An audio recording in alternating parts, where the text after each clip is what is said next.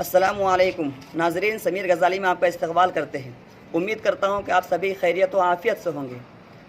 حضرات، آج میں آپ لوگوں کے سامنے تلاوت کلام اللہ کی دعوت دینے کے لیے کس طرح دعوت دے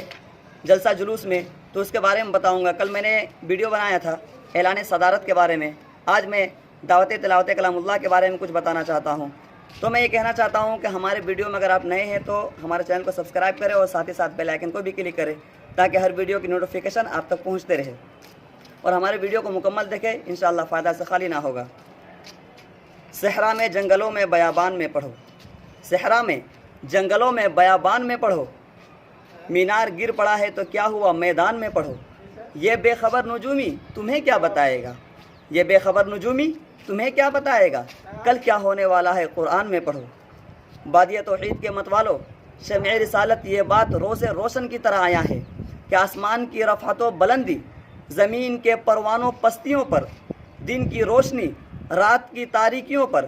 آفتاب کی عالم تابی ماہ شب کے چاندنی پر، چاند کی ضیاء پاشی ستاروں کے درخشانی پر، گلاب کا حسن چمپا پر اور رات کی رانی کی خوشبو چمبیلی پر بدر جہاں غالب ہے۔ عین اسی طرح مخلوقات میں سب سے اشرف و عرب و عجم پر فائق اور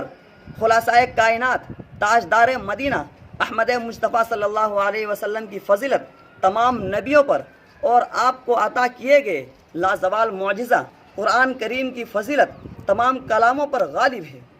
جیسا کہ حدیث قدسی ہے، فضل کلام اللہ علی سائر الکلام کفضل اللہ علی خلقہ، اور افضل کیوں نہ ہو جبکہ اس کے اتارنے والا جبکہ اس کا نازل کنندہ خود واجب الوجود ہے، جو تمام صفات کمالیہ کا مستجمع ہے، اور جو اس کو لے کر آیا ہے، جو قاصد ہے وہ سید الملائکہ جبرائیل ہے۔ اور پھر وہ کلام عظیم کیسے نہ ہو جس کا اتارنے والا امین، جس ذات پر اتارا گیا وہ بھی امین، جس مقام پر اتارا گیا وہ بلد امین،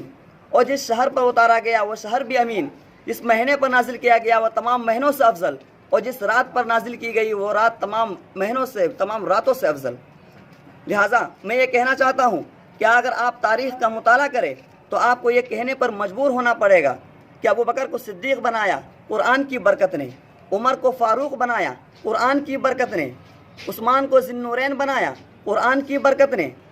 علی کو حیدر کرار بنایا قرآن کی برکت نے۔ وہ معزز تھے زمانے میں مسلمان ہو کر، وہ معزز تھے زمانے میں مسلمان ہو کر، اور آج ہم خوار ہوئے تارک قرآن ہو کر۔ حضرات، جہاں کہیں بھی پروگرام یا جلسے جلوس ہوا کرتے ہیں تو سب سے افضل کلام جو ہوتا ہے، سب سے افضل کتاب جو ہوتی ہے، اس سے اس پروگرام کا آغاز کیا جاتا ہے۔ تو آج ہم کیوں نہ، جب ان تمام صفاتوں کا یہی مستجمع کتاب ہے، تو میں کیوں نہ اس کلام سے تلاوت کلام اللہ کا اس محفل کو تلاوت کلام اللہ سے آغاز کروں۔ تو میں تلاوت کلام اللہ ہی کے لیے ایک ایسے قاری کو دعوت دینا چاہتا ہوں جس کا نام حضرت علامہ و مولانا وقاری محمد شمیم اختر صاحب دامت برکاتہم۔ میں اس کا استقبال ان دو مصروں سے کرنا چاہتا ہوں کہ سنا دو نغمے قرآن کہ ہم بیدار ہو جائے، سنا دو نغمے قرآن کہ ہم بیدار ہو جائے، اندھیروں سے نکل کر صاحب انوار ہو جائے۔ دوستو، اگر یہ ویڈیو پسند آئے تو اس کو لائک کریں، اور کامنٹس میں کچھ کہنا چاہے تو کامنٹس میں کہہ سکتے ہیں۔ تب تک کے لیے خدا حافظ۔